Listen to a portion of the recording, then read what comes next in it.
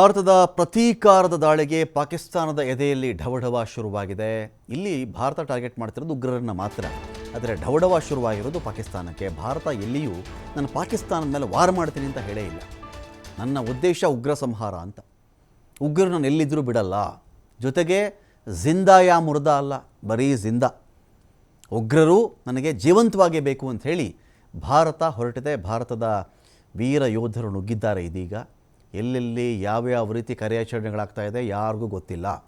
ಉಗ್ರರನ್ನು ಹೆಡೆಮುರಿ ಕರ್ಕೊಂಡು ಬನ್ನಿ, ಕೊಲ್ಲಬೇಡಿ, ಜೀವಂತ ಬೇಕು ನನಗೆ, ಜಿಂದಾ, ನನಗೆ ಜೀವಂತ ಬೇಕು ಅಂತ ಕೂಡ ನರೇಂದ್ರ ಮೋದಿ ಅವರು ಹೇಳಿದ್ದಾರೆ. ಇದೆಲ್ಲದರ ಬೆನ್ನಲ್ಲೇ ಪಾಕಿಸ್ತಾನಕ್ಕೆ ಢವಢವ ಶುರುವಾಗಿದೆ.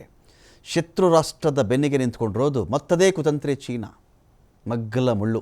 ಭಾರತಕ್ಕೆ ಚೀನಾ ಮತ್ತು ಪಾಕಿಸ್ತಾನ ಎಡಕ್ಕೂ ಹೊರಳಿದ್ರೂ ಮುಳ್ಳೆ, ಬಲಕ್ಕೆ ಹೊರಳಿದ್ರೂ ಮುಳ್ಳೆ. ಆ ಥರ ಇವರಿಬ್ಬರ ಕಥೆ. ಚೀನಾ ಪಾಕಿಸ್ತಾನದ ಬೆನ್ನಿಗೆ ನಿಂತ್ಕೊಂಡಿದೆ.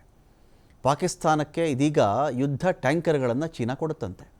ಫೈರ್ ಕಂಟ್ರೋಲ್ ಹೊಂದಿದೆ BT-4 ಯುದ್ಧ ಟ್ಯಾಂಕರ್. ಇಲ್ಲಿ ಪಾಕಿಸ್ತಾನಕ್ಕೆ ಡ್ರ್ಯಾಗನ್ ದೇಶ ಚೀನಾ ಬೆಂಬಲವನ್ನು ಕೊಡ್ತಾ ಇದೆ. ಇಲ್ಲಿ ಚೀನಾ ಬಳಿಯಲ್ಲಿ ಸಹಾಯ ಹಸ್ತವನ್ನು ಪಾಕಿಸ್ತಾನ ಕೇಳ್ತಾ ಇದೆ. ಏನೂ ಇಲ್ಲ, ಇಲ್ಲಿ ಮದ್ದುಗುಂಡು ತಿನ್ಕೊಂಡು ಬದುಕಬೇಕಷ್ಟೇ ಇನ್ಮೇಲೆ, ಅಂಥ ಪರಿಸ್ಥಿತಿಯಲ್ಲಿ ಪಾಕಿಸ್ತಾನ ಇದೆ. ಇದರ ಮಧ್ಯದಲ್ಲಿ ಚೀನಾ ನೇರವಾಗಿ ಇಂಡಿಯಾ ಮೇಲೆ ಯುದ್ಧ ಮಾಡೋಕ್ಕಾಗಲ್ಲ, ಒಪ್ಪಂದಗಳೇ ಇದೆ. ಗಡಿಯಲ್ಲೂ ಅಷ್ಟೇ ಚೀನಾ ಸೈನಿಕರು, ಭಾರತದ ಸೈನಿಕರು ಗನ್ನಿಂದೆಲ್ಲ ಹೊಡೆದಾಡೋಂಗಿಲ್ಲ, ಬರೀ ಕೈಯಲ್ಲಿ ಹೊಡೆದಾಡಬಹುದು. ಅವ್ರೇನು ಮಾಡ್ಕೊಂಡಿದ್ರು, ಮೊನ್ನೆ ಒಂದು ಮರದ ತುಂಡಿಗೆ ಬೇಲಿಯ ತಂತಿಯನ್ನು ಕಟ್ಟಿ ಭಾರತದ ಯೋಧರ ಮೇಲೆ ದಾಳಿ ಮಾಡಿದರು. ಭಾರತದ ಸುಮಾರಷ್ಟು ಯೋಧರು ತೀರ್ಕೊಳ್ತಾರೆ.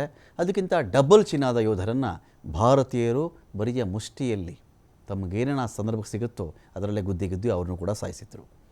ಇಂಥ ಚೀನಾ ಯುದ್ಧ ಮಾಡೋಂಗಿಲ್ಲವಲ್ಲ, ಹಲವು ಒಪ್ಪಂದಗಳ ಉಲ್ಲಂಘನೆ ಆಗುತ್ತಲ್ಲ. ಅದಕ್ಕೆ ಪಾಕಿಸ್ತಾನದ ಮೂಲಕ ನನಗೂ ಒಂದು ಪ್ರಾಕ್ಸಿ ವರ್ಗ ಅವಕಾಶ ಸಿಕ್ತು ಅಂತ ಹೇಳಿ ಪಾಕಿಸ್ತಾನಕ್ಕೆ ಯುದ್ಧ ಟ್ಯಾಂಕರ್ ಕೊಡ್ತೀನಿ ಅಂತ ಚೀನಾ ಕೂಡ ಹೇಳಿದೆ. ಇಲ್ಲಿ